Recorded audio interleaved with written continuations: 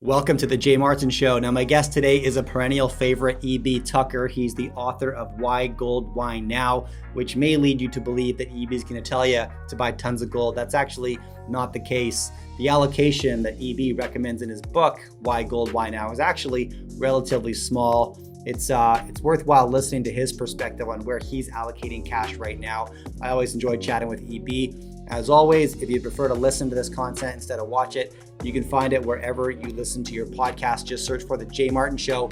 Now, every Sunday, I write my weekly newsletter. I absolutely love authoring this. I share my biggest takeaways and lessons learned from conversations just like this and plenty others. It's free, and there's a pinned comment to subscribe right beneath this video. I'd love to have you join the tribe. All right, here's EB. Enjoy. This is Jay Martin. All right, I'm back with EB Tucker. EB, how you doing? Pretty good. Thanks for having me. Thanks for coming back on. Look, there's a whole bunch of different directions I want to take this conversation, but why don't we start just to give our audience some context? EB, if I give you $1 million right now and told you your time horizon was 10 years and your only goal is to retain the purchasing power of that wealth, where does that money go? Royalties. No doubt about it. Royalties are perpetual. There's three things. Number one, they're perpetual, so they never go away. Number two, they're non-dilutable, which means that nobody can come along and issue more stock and dilute your royalty. And number three, they're a free carried interest. Free carried interest means that that's what you hear about with private equity and all these things. Free carried interest means if they find more copper in the ground or nickel or gold or whatever, you want to spread them out. I mean, it's not like you want just one royalty. You want as many royalties as you can possibly get, Jay. That's what you want. You know, it's kind of like having a tax on the future. You know, governments have a tax, and they say to you, "Hey, man, you go make as much money as you can because we're going to get our whatever percentage we're extracting from you forever. So the higher the price, the better." That's what governments say to you, right? Or royalty, where the word royalty comes from royal. Okay. That's what the Queen says. Hey, Canada, you guys knock yourself out. You do the best you can because I'm taking my piece of whatever happens. I mean, so right. Think about it. That's $1 million. By the way, $1 million ain't what it used to be. Okay, so but $1 million, 10 years. That's what you do with it. You know, you preserves it grows, and you don't have to worry about some of these things that are big problems right now. And you're talking about precious metals and base metals royalties, right?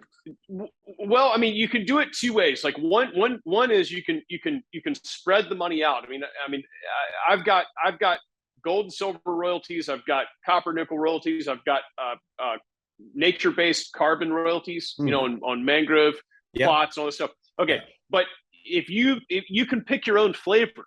You know, you can say, well, I like oil and gas, and I want oil and gas royalty. That's fine. It's whatever. I don't know that it's fair to say that I happen to like gold. I mean, as you see, I wrote a book about gold and I explained why I started a royalty company. But I happen to understand gold. It makes I understand the business. I'm very connected to the business.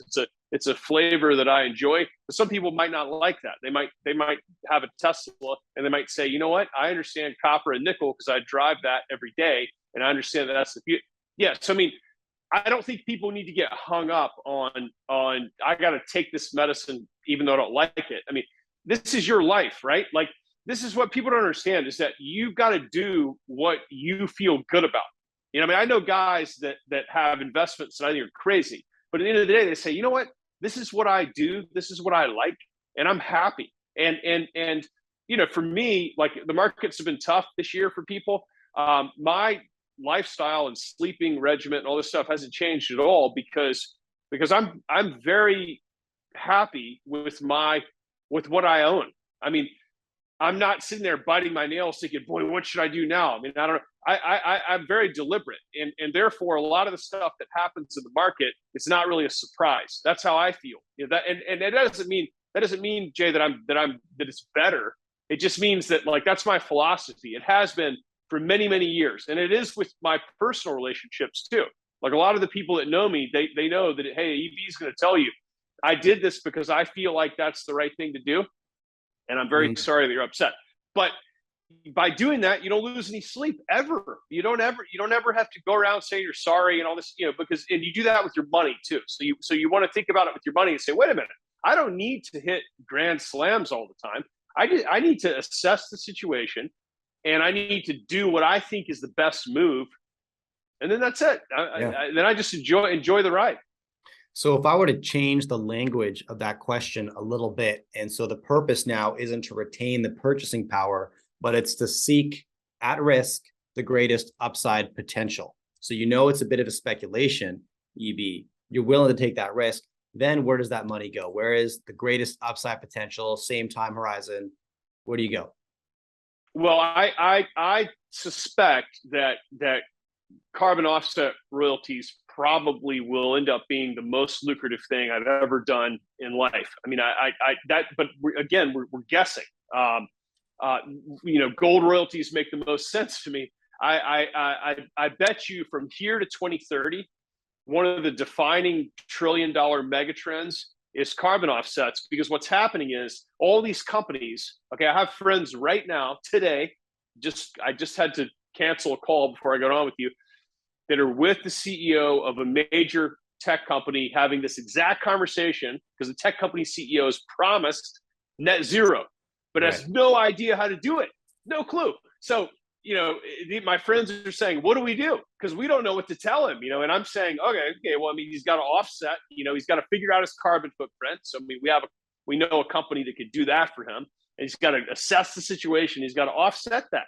He's got to do it with nature-based solutions, with machine solutions, all this stuff. Okay, this is not the only conversation. This is what's going on in every C-suite. So my suspicion is from here to 2030, okay, now after 2030, it's not going to be acceptable to offset your carbon footprint anymore. You're actually going to have no carbon footprint. So that's a whole different ballgame. But from here to the end of the decade, you have this massive rush of capital. My partners say there's $9 trillion per year being invested in the bridge to net zero. And what that means is that's everything from new technologies to the transitional energy. It's everything together. But think about it. $9 trillion. I mean, that's about 11% of world GDP that's going into this. And so this is crazy. So back to the original thing. You want to have, so you don't want to just have one investment. I mean, that's only rookies do that. Okay. So, I have a big investment in carbon royalties. I mean, I started a whole company there. I put the whole thing together, raised some money, got a lot of stuff going on there. Okay. I mean, I'm a lot. But however, I love the gold royalty business. I really love it. I mean, I sit on the Metalla board calls and I'm like, I could do this for the rest of my life. It makes so much sense to me. So I own things sometimes that I'm happy with, but I bet you and I can talk about this. I hope we can talk in a couple of years and we can see if I was right or wrong. But my guess is that that's going to be the biggest capital inflow sector that I've ever been a part of. That's what I'm guessing. Hold up, quick interruption to shout out one of our partners here at the Jay Martin Show. This is Masterworks. Now, Masterworks is a platform that gives retail investors like you or I the opportunity to fractionally own pieces of blue chip art. So we're talking about Picasso, Monet, Banksy, etc. Now, why is this exciting? Because the smartest money that I have on my show invests in the art sector. So I want to do that too. Now, last year, I actually bought 2 pieces of art for my home. But knowing nothing about the art industry, I have no idea how they're actually going to appreciate over time. Now, I like them, and maybe that's enough. But if I want to put my cash to work in the art sector, I really want to go after the biggest names in the business, the multi-million-dollar pieces. And this is the access that Masterworks gets you. So check out masterworks.io now. Okay, so since I met you a couple of years ago, you've always been bullish on royalties. That's been a consistent narrative in your portfolio. And as you said, right, you're very intentional, right, with how you allocate capital, and therefore you don't divert too much from the main thesis. Does rising inflation right now, EB, and we're seeing this print number go up each month, does that impact your portfolio at all, or are you comfortable with how you've allocated capital already? Talk about that. Yeah, so this is complicated because I actually am worried about deflation. Okay. And let me tell you, because a lot of people are going to say, wait a minute, what's this guy talking about? Okay, I want people to understand that what we're dealing with here last night I was on the WhatsApp with a guy in Taiwan that I respect a lot that's in the mining business in Australia, and banging his head against the wall. Okay, everything you need is going up in price. Okay, everything you own is going down in price. Think about it. Your stocks are down 20, 25%. I mean, if you own some of the extremely risky stocks, they might be down 50% or more. Sure. Your Bitcoin's gone from 70,000 to 20,000. Your Pancake coin is, not quite to zero yet, but it's on the way. Okay. So your house, all right, like I bought a lot of real estate in 2010, a lot of real estate. And for me, at the time I was younger, it was all the money I had I put into real estate. It was very cheap, about $10 a square foot. I sold all the real estate. I have one place left that closes next month, and I've sold all the real estate. Okay. To me, the real estate prices are softening big time. Okay. For various reasons we don't have to get into. But all the things that you own are going down. Now, let's have a more fun example. Okay. I like Rolex watches. I've always liked Rolex watches. When I was probably 25 years old, I remember seeing someone with an old Submariner, which was in the first Bond movie, and I was thinking that is the coolest watch because you can wear it and you can give it to someone. And my friend that introduced me to it said, yeah, if you can't get across the border in some weird country, take it off and give it to the border agent because everybody knows what that watch is. And I thought, that's amazing. So I always liked this watch. But Rolexes became unbelievably popular during the pandemic because people were flush with cash. They wanted to buy stuff, and so the price of Rolexes went through the roof. You're crazy to have bought a Rolex in the last 2 years, in my opinion. These are watches that used to be like, I used to buy them on trips. I would be on a trip skiing or something in Switzerland. The dollar would be strong against the franc. I would buy a watch for like $7,000 or something cheap that was supposed to be 8,500 in the US. And now that watch is like 15,000. And you can't even get it. You've got to be on a list for like 2 years. It's crazy. No one in their right minds could do that. Okay. Why is that important? Because some of the watches I like a lot, and so I'll track them on the secondhand websites. Okay. And I'm watching them because I know there's just one in particular that I'd really like to have right now. Okay. I'm watching this watch. It sells for like 30 grand from the store, but you can't get one. On the website, these were selling for like 40 grand. Okay, you're starting to see them come down. 39, somebody goes 35, boom, someone buys it. Okay, now 38, somebody goes 32, somebody buys it. You see where this is going? Okay, so my point is that I feel very strongly that what's coming in the next few months is all these people with giant positions in Pancake coin and too much real estate, and they borrowed against their stock account to buy a vacation home, and they bought 3 watches because they were on a list and they got a phone call, so they bought 3 watches thinking I can always sell them for a profit. I think these people are watching all this happen like deer in the headlights, and all the things they buy, like you were just talking about, are going up in price. Everything, the gasoline, the food, the labor, the gutter breaks on their house is twice what they thought it was, everything. And I think they're going to say, honey, maybe we should sell that Whistler, the second Whistler condo we have. We don't really need 2 condos there. We have a place that, okay. Yeah. Let's sell it. Okay. What should we sell it for? Well, $1 million. Well, the realtor says it's only worth 900 now. Well, we can't lose money. Okay. You see how this goes? Yeah. And they try to hit this market and the market's not there. Okay.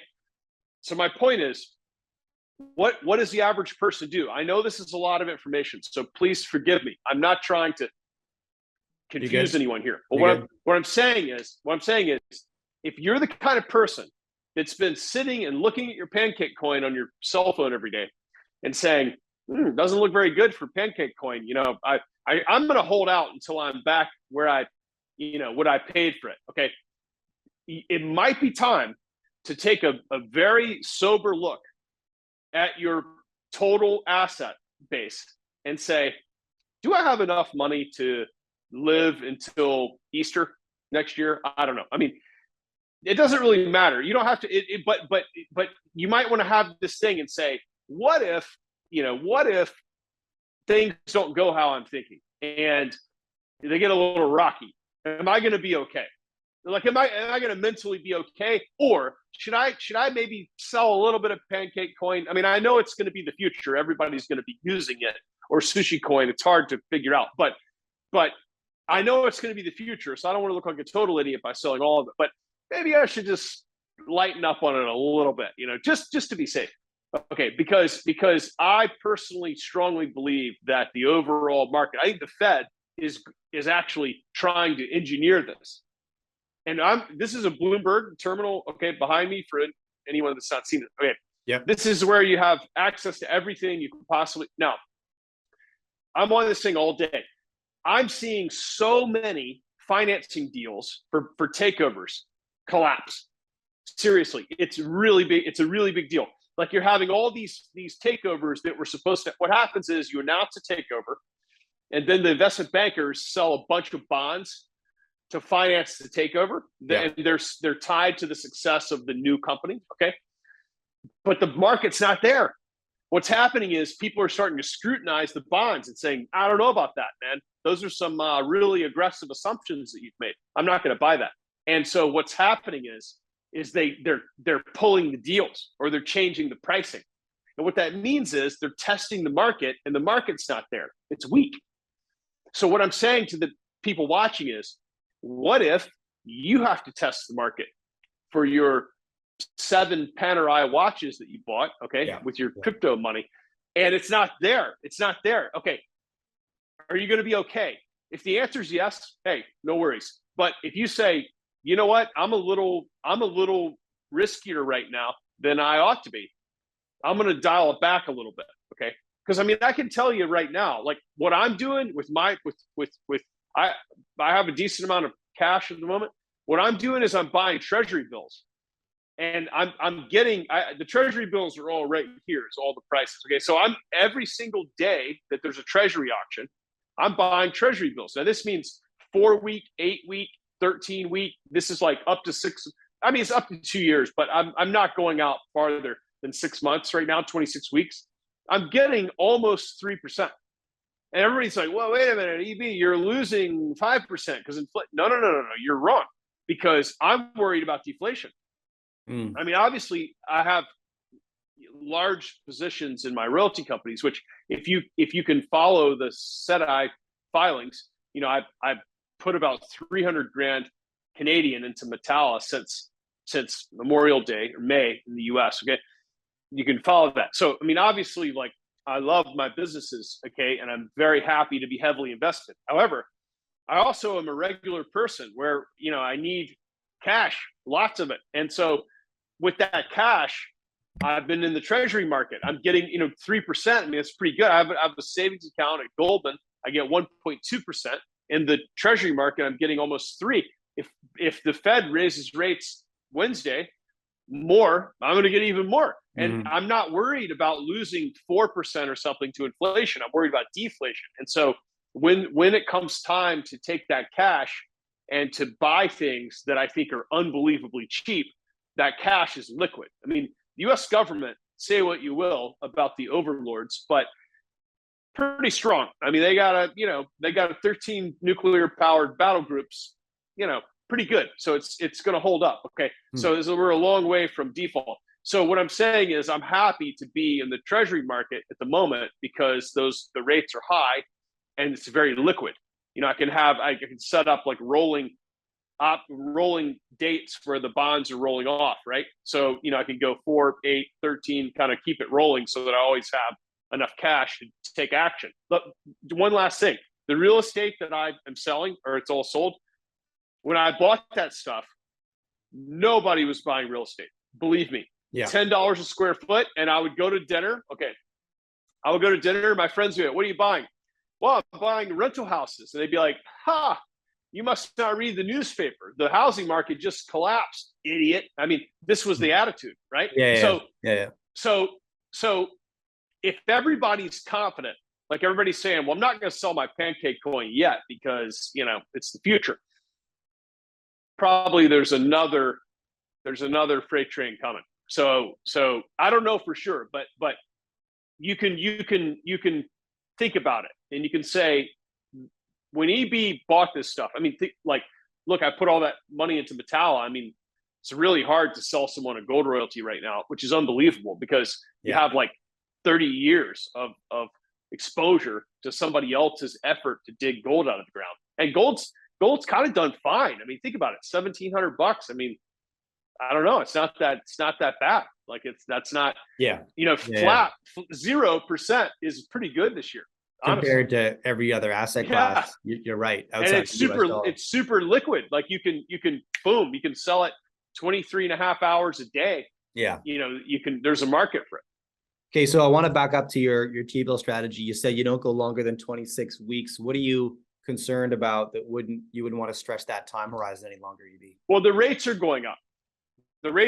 So it's really hard to know, like, if they raise rates 75 basis points Wednesday, the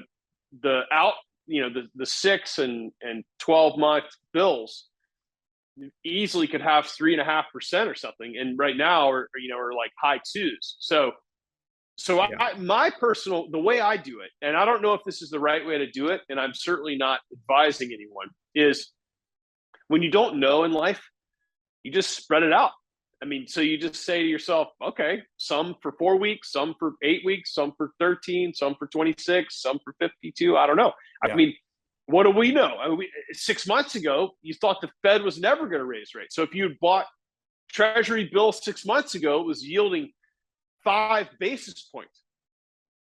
5 basis points. Yeah, I mean, like, so now it's like over, some of these are over 250 basis points.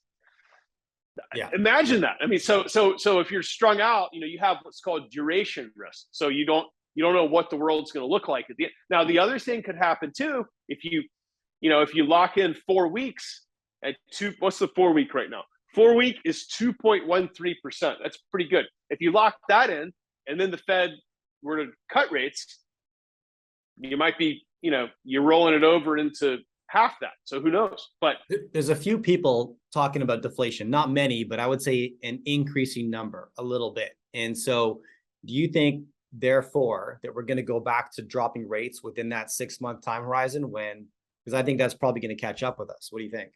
We'll overcorrect monetary policy because inflation isn't as runaway as people think. First of all, we're talking about it, Jay. So, I mean, we lead the pack, so there'll probably be other people talking about it soon. Okay, so the Fed is playing a very strange game right now. So I think what they're doing is they're essentially. I gave a speech about this a couple of years ago about how globalization was over, and so we were moving back into trading in zones. And if you notice, the Fed is aggressively pushing the price of the dollar higher to the point where. If you're a weaker country that has a lot of dollar-based debt, I mean, it is not pretty. I mean, you're really running for the hills, and things are getting very scary. And so, what they seem to be doing is to doing everything possible to protect the dollar system, to maintain this like world, power that they have over being able to tell other countries what to do and all this stuff. Okay. So how long can they do that? I mean, right now, so far so good. My suspicion is if that goes on much farther, they're gonna run into massive opposition. And what that's probably going to look like is people opting out of the system. Meaning, there's probably going to end up being other countries that are going to saying, "This is too ridiculous. We're going to trade over here, and we're going to do whatever we can to get out of this system because it's too hard for us. It's too much. It's too volatile." So it's mercurial, as they would say. So that's the thing we need to watch. And it's impossible to make a prediction about that because we don't exactly know what's really going on behind the scenes. I mean, we don't really know what the point of the Ukraine conflict is. We don't really know. Something is going on. And if you read the news and you see what's happening with gas supplies, what's happening with grain, what's happening with the actual government debt of Ukraine being backstopped and guaranteed by the U.S. And it's very odd. All these things that are happening are odd. Now, does that mean it's conspiratorial? No, it means that there's a bit of like a grudge match going on, and we're not part of it. Like, we're part of it because we're in the system, okay? But we don't exactly know what's really being fought over, and when you're in that scenario, you want to stay out of it. You don't want to go charging into a mob with a bunch of opinions. I mean, this is. Think about it. Russia is in technical default because the U.S. has frozen the money that it's supposed to use to pay its bonds. Yeah. Okay, that's like if the IRS freezes all your money and it's like you didn't pay your taxes, and you're like, I can't log into my bank account because you guys froze the account.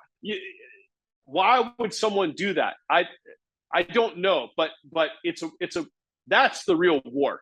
Okay, that's the real war that's going. So now someday that's going to change. I mean, if you get rates to like 5%, I mean, there's going to be bankrupt condo towers, and people are going to be really hurting because they're heavily leveraged. Cities are going to be trying to refinance water bonds. Yeah. At high interest rates, and they were barely solvent at low interest rates, and that's about the time that the housing. See, every time. By the way, in Florida, there's no income tax. When you sell a property, you pay this fee to sell the property, which is like almost 1% of the property, the price. You pay just like stamp fee. They don't even put a stamp. They don't even dignify you with putting a stamp on there. It's like just a fee. So basically, what I'm saying is the county. The hotter the real estate market, the more flush the county is money coming out of its ears. But if you slow all that down, right, the higher rates go, the transactions stop, and you slow that down. And so the county's revenue goes down. See how this works? Okay. Yeah. So how far can the Fed push it? I don't know. I mean, there's going to be consequences. And you people watching this show, all you have to do is you have to just consider all this stuff. You have to just say, okay, it's like chess. There's 3 possible moves my opponent could make. It's impossible to say which one they're going to make. But let me just get ready for all 3. Whatever move they make, I'll respond accordingly. That's how you do it.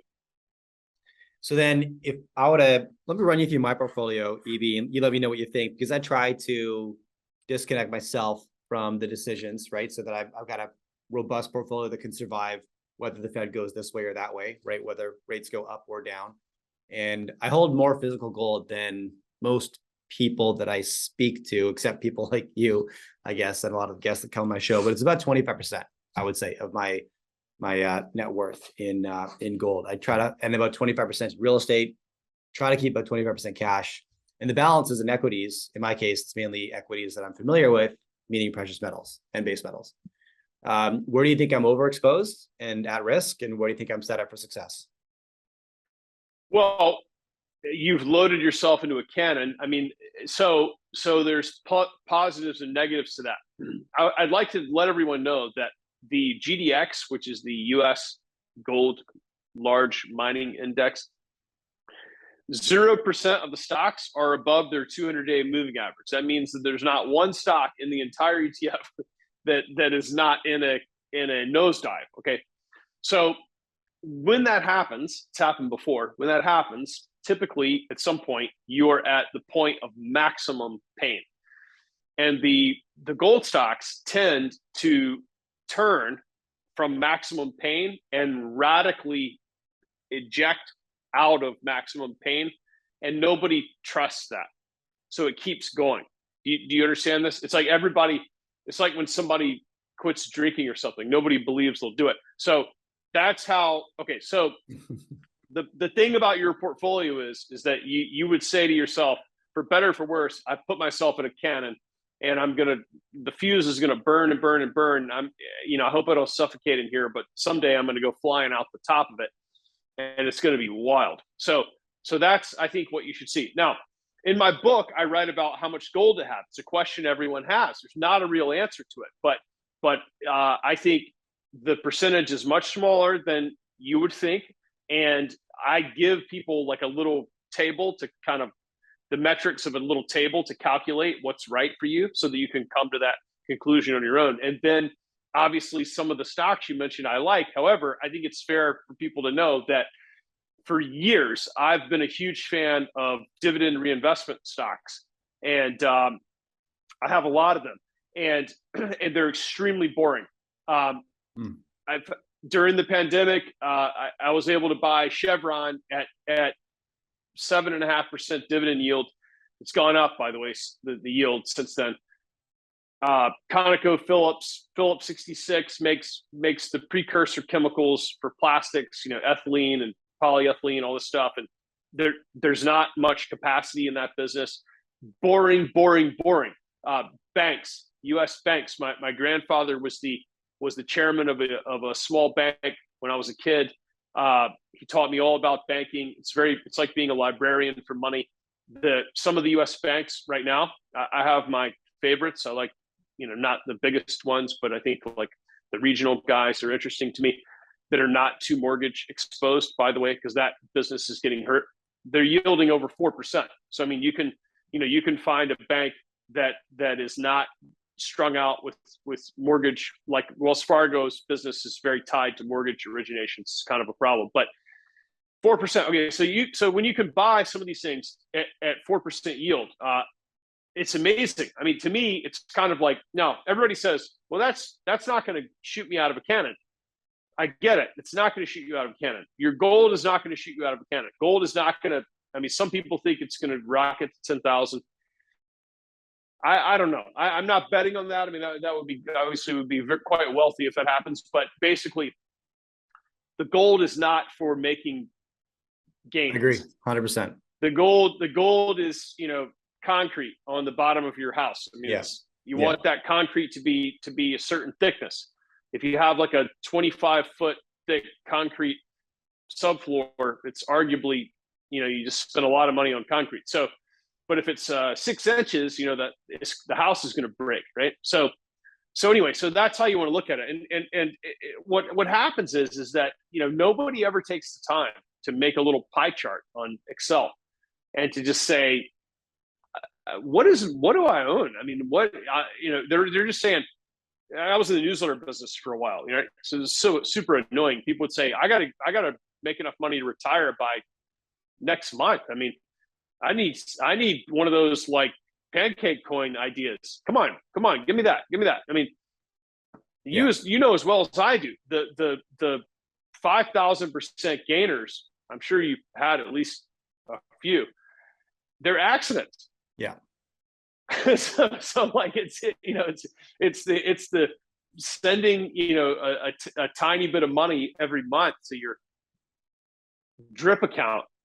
It really adds up, man. I mean, it's like you end up, your accountant says, boy, you're taking in a lot of dividend checks, and they're rolling over, right? So they're buying more stock. And or with real estate, you don't make money by flipping real estate.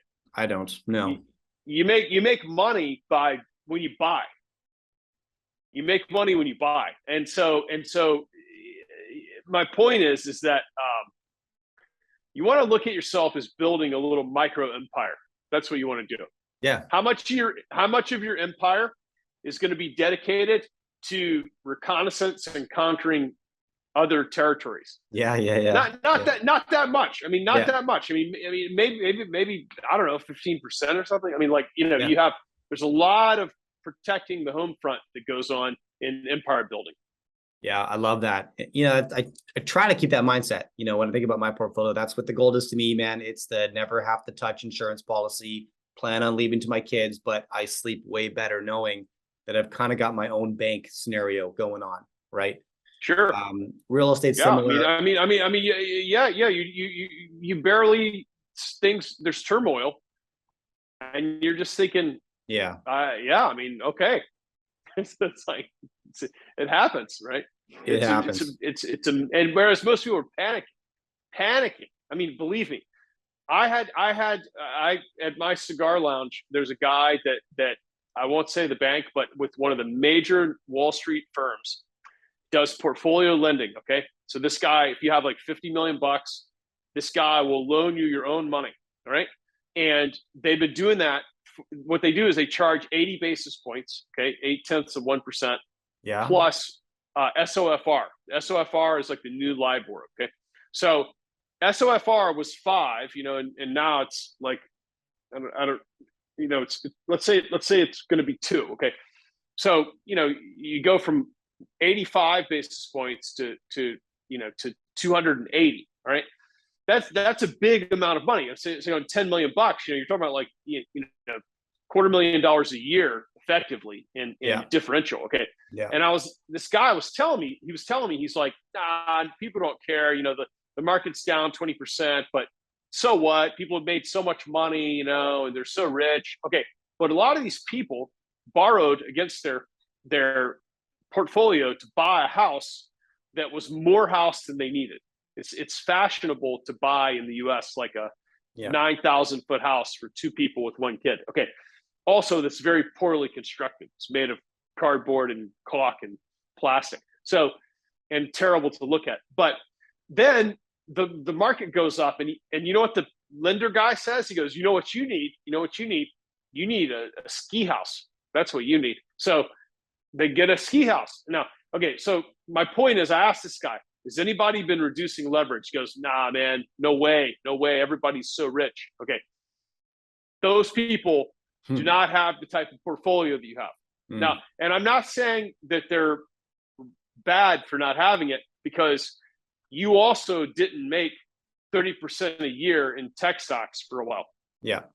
So shame on you. But what I'm saying is that those people have not experienced a down market for a while, and I'm not sure they'll handle it well. Whereas what you're talking about is 7 or 8 hours of restful, deep REM sleep per night, and pretty much being able to do what you want in life. And which doesn't mean everybody watching the show, like these people, you got to understand something. To be independently wealthy or successful, you don't need your own airplane. You don't. What you need is to be able to do what you're doing. Whereas you don't have somebody barking at you, go do this and that all day. I mean, maybe a spouse, but I'm just saying that financial freedom is not, that doesn't mean having 6 houses. Yeah, I'm with you. People need to, in my book, I talk about this in my book, it was something I set my mind to early on was intellectual freedom. And to have intellectual freedom, I needed financial freedom. And financial freedom is not as out of reach as people think. Yes. You can get there. And when you get there, it's big blue sky from there on. And financial freedom, to me, it's like financial confidence. Like the reason I have gold is because I got 3 kids now. Back when I had 1, and I was fairly financially unstable, right? And there was many terrifying weeknights and weekends. And that's the reason I purchased peace of mind. That's what I think about. And just for the record, I didn't just go stroke a check and buy a bunch of gold, right? It was a slow accumulation process, right? Over a handful of years. Same thing in real estate. And yes, I speculate heavily. Every once in a while, you might be so lucky as to get one of those major wins. The first thing I do is pull that cash off the table and put it in something stable. And then I can go back to the game knowing if I get wiped out when I'm gambling, right? It's not going to wipe me out, right? It's just going to, sure. Yeah, you don't want to get taken out of the game. Okay. Awesome. Look, EB, thanks so much for coming back on. This is great chatting with you. Everybody should check out Why Gold, Why Now. And where can we send people, EB, otherwise to hear more from you? Okay. So by the way, you can get Why Gold, Why Now in Canada, all over the world, in soft cover, paperback, hardback, Audible. It's me reading the book. So if you have Audible, you can listen to me. And this book is not just about gold. This is the book to study this summer, because right now it's a calm before the storm. This is when you want to feed your mind with mental protein. Okay, you need to be ready for what's coming, and that's why it's important. Okay, it's available everywhere. So, look, I mean, I don't have anything to sell people, other than a book, which is not very expensive. I don't have a newsletter or anything. So what I would say is come back to this channel and let's get together towards the end of the year and let's see what happened. Because my suspicion is behind door number 3 is probably something nasty. It's coming. There's something is cooking that's not good. And that's why we're talking about this stuff, is because if you've spent some time quietly studying, you'll be all right. You'll make it. And some people are not going to make it, so they'll physically make it, but they're going to have a lot less than they thought they had when it's over. So that's what I suggest. And we'll revisit and see. We'll see if that's how it worked out or not. Love that. Okay. Thanks, CB. Appreciate it, man. Okay. Talk to you soon. All right, thank you for watching this interview. Now, 3 things before I let you go. Number 1, I publish a weekly newsletter and I love writing it. I share my biggest takeaways and action items from the conversations that I have on this channel. In addition, my thoughts on current events, economic events, political events, and you can subscribe for free. Just hit the pinned comment right beneath this video, or just go to jmartin.club and you can subscribe on the website. I'd love to have you join the team. Number 2, ad revenue from this channel is donated to an organization that is super close to my heart called Zero Ceiling. Now, Zero Ceiling's mission is to end youth homelessness, and the way they do this is by giving at-risk urban youth the opportunity to relocate to beautiful wilderness areas and then provide them with supportive housing, career training, and just generally positive influences on their life. I love what they do. Check them out if you're interested. And number 3, if you prefer to listen to my content as opposed to watch it, you can find me wherever you listen to your podcasts. Just search for The Jay Martin Show. All right, thanks again.